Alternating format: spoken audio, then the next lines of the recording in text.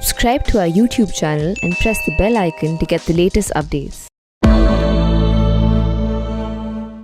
I'm with Annie Raja, member of the National Executive of the CPI, born in a CPI family and one of the party's best-known leaders, and Paul Zacharia, one of India's best-known writers, novelists, especially in Malayalam. Welcome to the Print Debates. Thank you. Thank you, Jyoti. Thank you. Now, we are talking in connection with Lathika Subhash, a Congresswoman politician in Kerala, who has had to tonsure her head, very dramatic pictures, and something that sort of really, was quite scandalous, actually, that she had to tonsure her head because her party refused to give women like her, who have been in politics for several decades, a seat to fight the Kerala Assembly elections that will take place in very soon, in a matter of days. Annie, your first comments on what is going on? Why is the Congress party refusing to do that, and generally the state of play in Kerala politics right now on this issue? No, I don't want to comment on any particular party as such. I want to comment on the number of seats contested by women. That is what I would like to say. Referring to Lathika Subhash's protest, the form of or method of protest, I think there is nothing very spectacular or nothing special in it. It is. You don't think so? You don't think that somebody who is tonsured her hair takes a razor? No, the thing is that it is her own way. It is, she chose that particular mode of protest, and it is her right to choose the way of protest.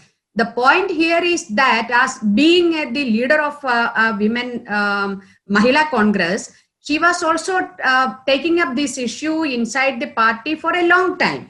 And at this point of time, country is going to celebrate its 75 years of its independence. And at this point of time, last time also all parties could not give more seats to women. So parties should try to rectify the mistakes. Na? That is not, that's not the problem. That's the problem with the party. Any party. And she thought that this way of protest can at least correct the mistakes by the party, at least in the next time.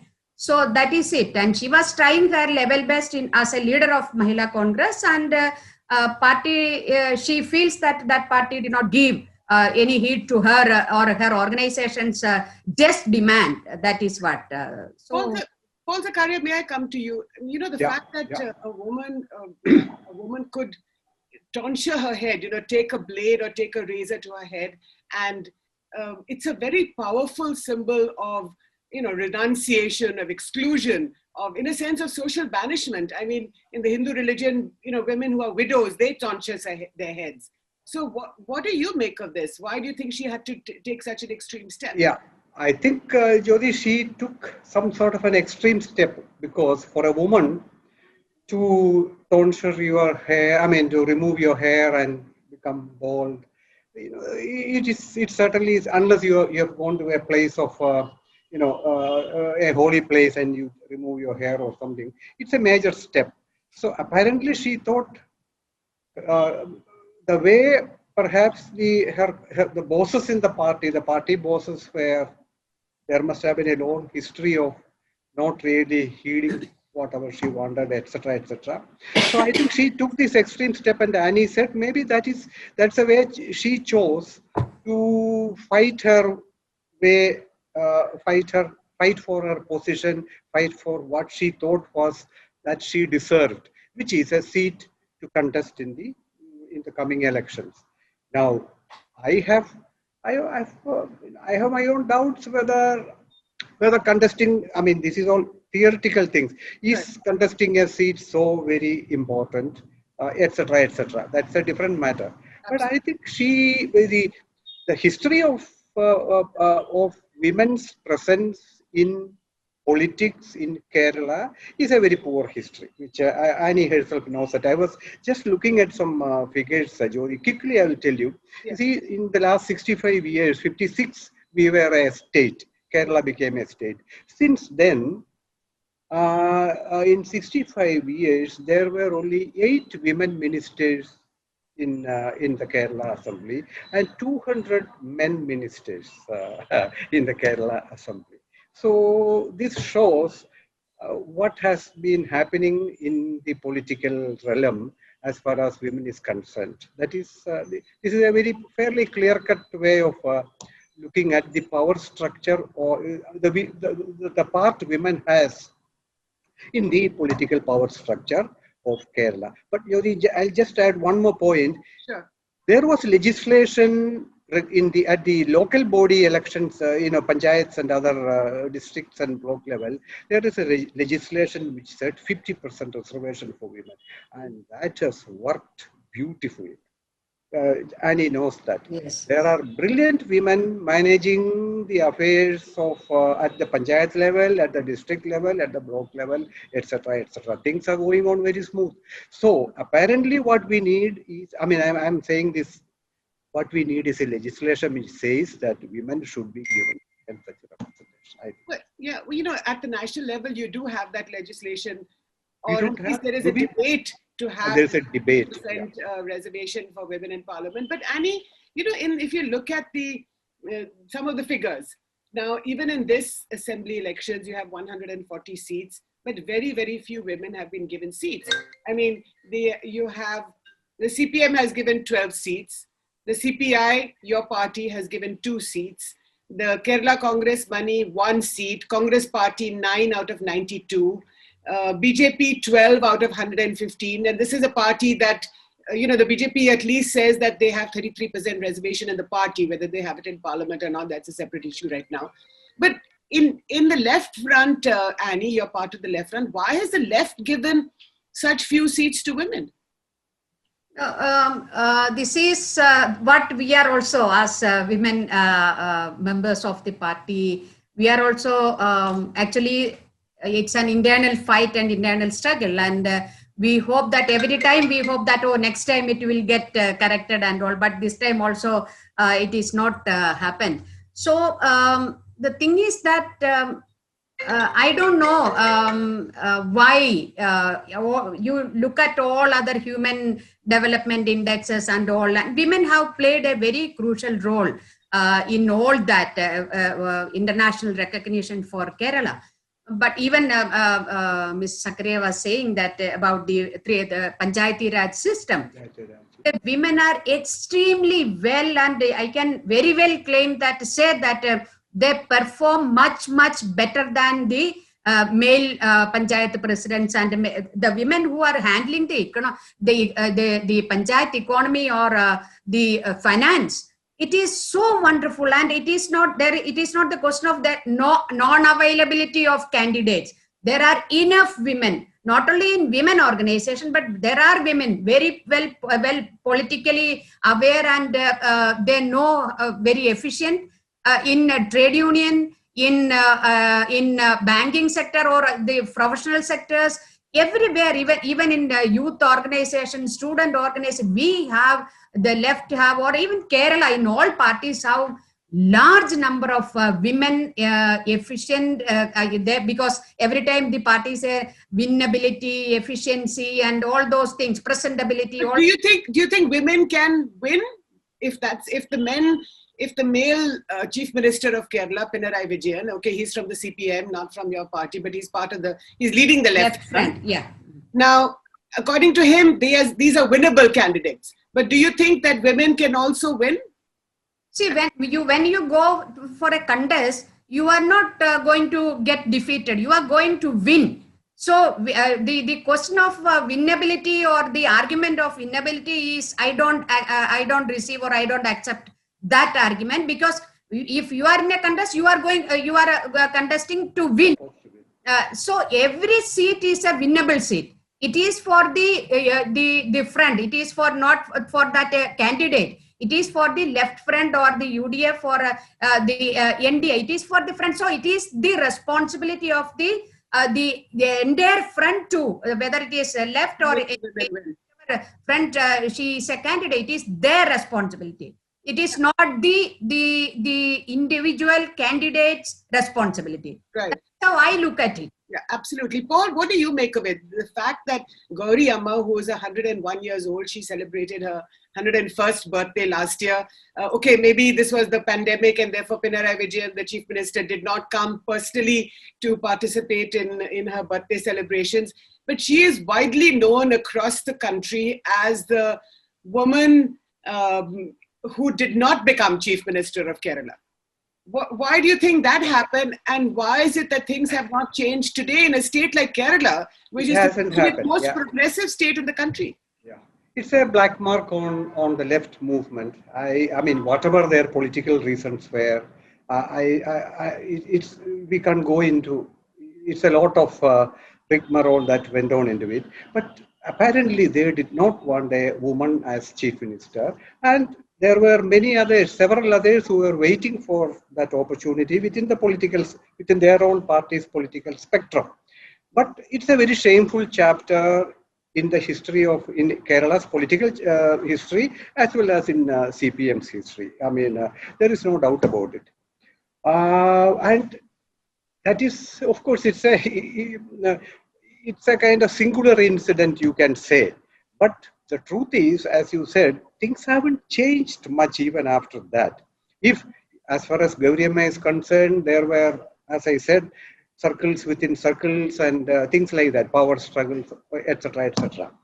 But ultimately, Jyoti, what it all points to is that the male psyche in Kerala, like all Indian male psyches, we are not special in that sense. We have a tendency to believe that we are better, bigger, more powerful, more important, almost God-like when it comes to women. This essential thing is part of the Malayali society thinking, and the political parties are sharing it without changing a comma or a full stop. They have swallowed it completely. So politicians are no different from the average Kerala society, which is fed rubbish of this sort by the religions, by the caste, and by the media. They think they're better than women. The male politicians believe that they're better than women. They are better than women, and it is not only that they are better than women. They believe that the fruits of power should be in our hands. You know, during the independence struggle, for example, or even immediately after that, women's presence in Kerala, even in the All India situation like Sarojini Naidu and all, that's just one name. Women's presence was very powerful even in Kerala.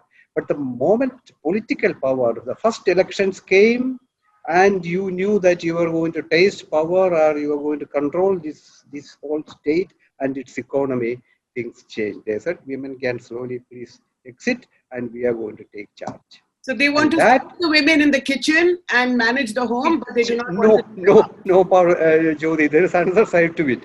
Wherever women's services are needed, like in the bureaucracy, like in banking, like everywhere they fill all the seats that they deserve. In Kerala, all the professional areas, etc., there is no discrimination against women because they go there and bring money in and they are useful in all those areas. But in politics, that's a different game. So you say keep out. I think this is how they do it.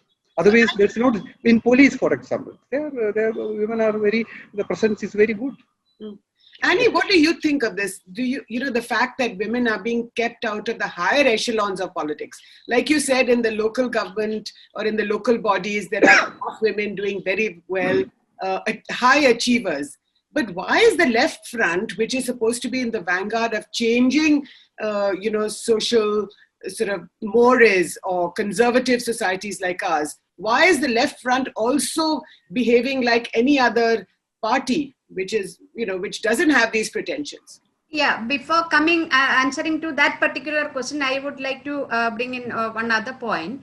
you see about this Lathika, immediately the party leadership said that, oh, this way of protest is not acceptable. It is unacceptable like that. So even the way of protest, the women do not have the right to choose the way of protest. So women's agency is not understood or understood by the men in Kerala.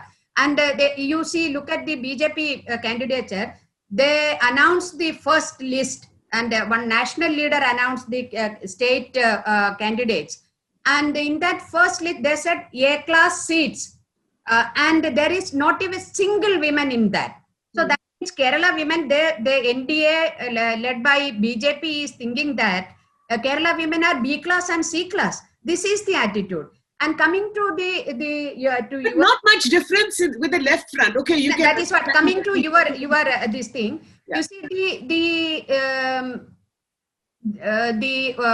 the idea of the power and position and prestige. They think that the general feeling is that getting elected as MLA and member of parliament, it has more prestige and more power. No, but who is to decide that?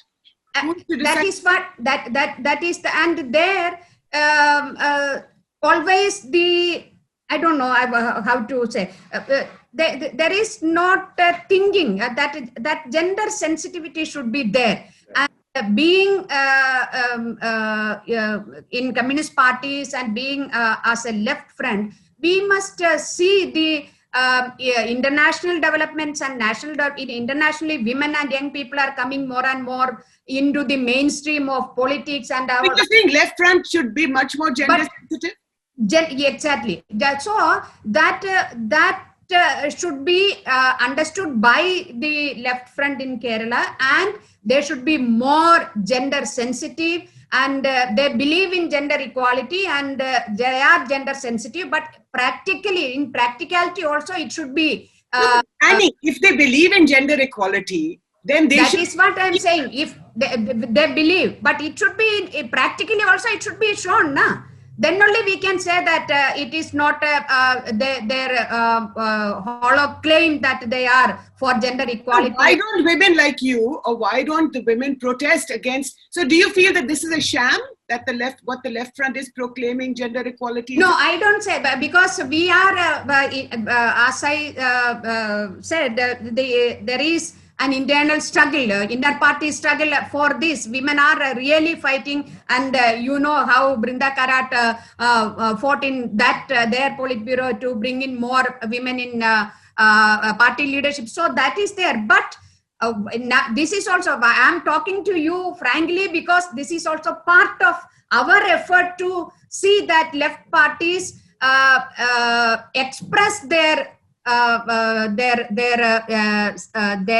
belief of gender equality. That should be expressed in a way, in such a way that more women should be given seats, and more women should be there in party hierarchies. Right. It is not only getting seats in elections, but also in party hierarchies. Sure. More number of women should be there. It is not that putting a cherry on ice cream for decoration. More women, that will really change the entire look, and it can bring in more better results. That is what. So Paul, do you think that this is a sham, that what the left front government is, it talks about gender equality all the time, everybody's supposed to be equal, but it doesn't really translate that into practice? Yeah, I would really, actually one could call it a sham, because at the end of the day, when you come down to the brass tacks of really holding power and coming to grips with that situation, then that talk slowly recedes, and it is only the men who can see themselves as sitting in total power in the key positions in the government. So, as Annie made one interesting point, it's not only contesting the elections, but it is also bringing women into the decision-making points within the party. That itself would have changed the complexion of some of these events, actually. See, even that is absent. So maybe, as you said, it's not the contesting that really the issue. It is that women have really no voice at the place, at those levels in the party. Of course, Pandakarat, etc., at CPM, things like that, which she said is right. But here in the reality of Kerala, women are hardly anywhere. We have, of course, an excellent top-class health minister like K.K. Shailaja, but you see, at the end of the day, Shailaja is, I don't know how far her voice reflects in this kind of decision making. Yes, So there is the word sham may be little high, but I suppose that's a way to look at it. No, I don't agree with that. You cannot, because you see, however little it is, but left front has always had women, many women contesting and getting elected, and the ministers are there even now. Annie, the point is that No, I am not justifying with little, but what I am saying, the reality one should recognize. No, but see, at least the BJP or the Congress party, they do not have any pretensions to social progress. I mean, Congress party used to have once upon a time. Today, I don't think it has anything, because Rahul Gandhi, who is an MP from Kerala, if his own party woman, Lathika Subhash, is doing something like this, and I have not heard him defending her or censuring people in his party and to say that nahi, isko bhi ticket dena chahiye. So, you know, the Congress party, I think, has abandoned all forms of its noble ideals that it once pretended to have. But at least in the left front, I mean, you guys have won election after election. You're likely to win this election again.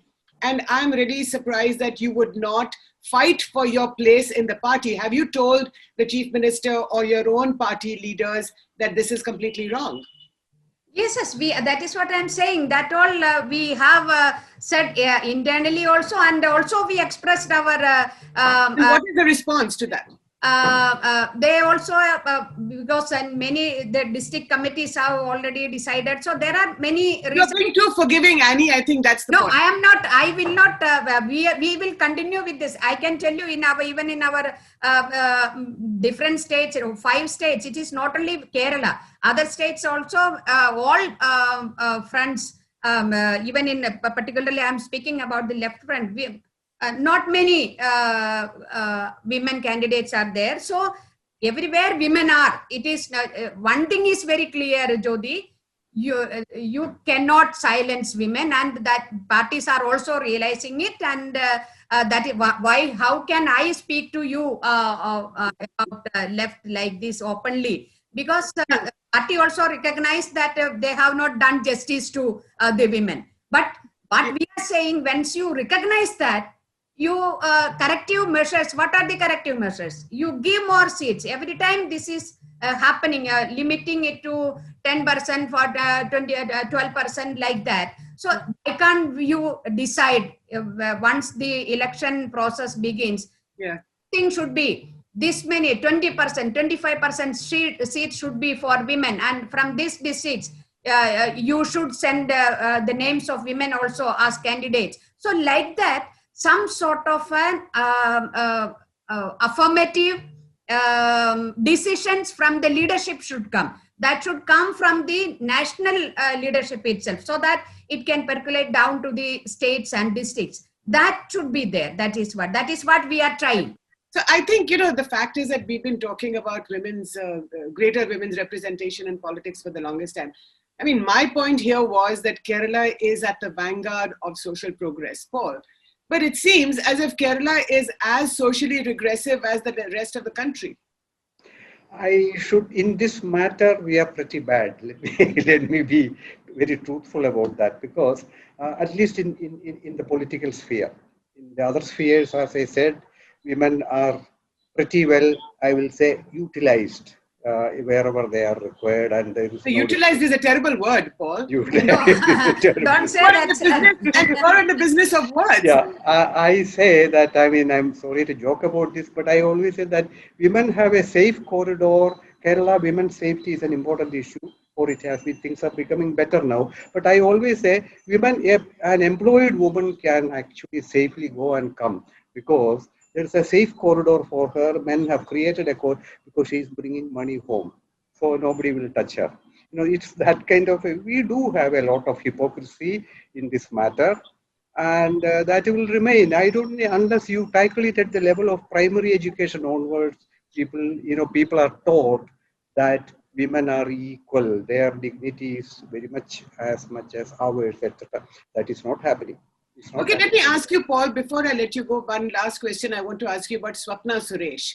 I mean, that became a big story nationally. Yeah. Now, the fact that, she has denied, the party has denied that the Enforcement Directorate, which has allegedly found violations and, the gold. But I'm not going into that. I'm asking you, it became such a scandal because there was a woman involved, wasn't it? This is it's been the standard operation in Kerala. If I wrote about it, if in the place of Sapna Suresh, who is, I think she must be in her late 30s or maybe early 40s or something, if there was a 70-year-old woman or something like that, there hardly would have been 2 centimeters spent on her actually. That is the state of affairs of the Kerala media and the awareness of how things are tackled. Of course, behind Sapna Suresh or in incriminating her, or I really don't know what she did, etc. We have only stories about what she did. I can't comment on any one of those things. But apparently there is a long, story behind her.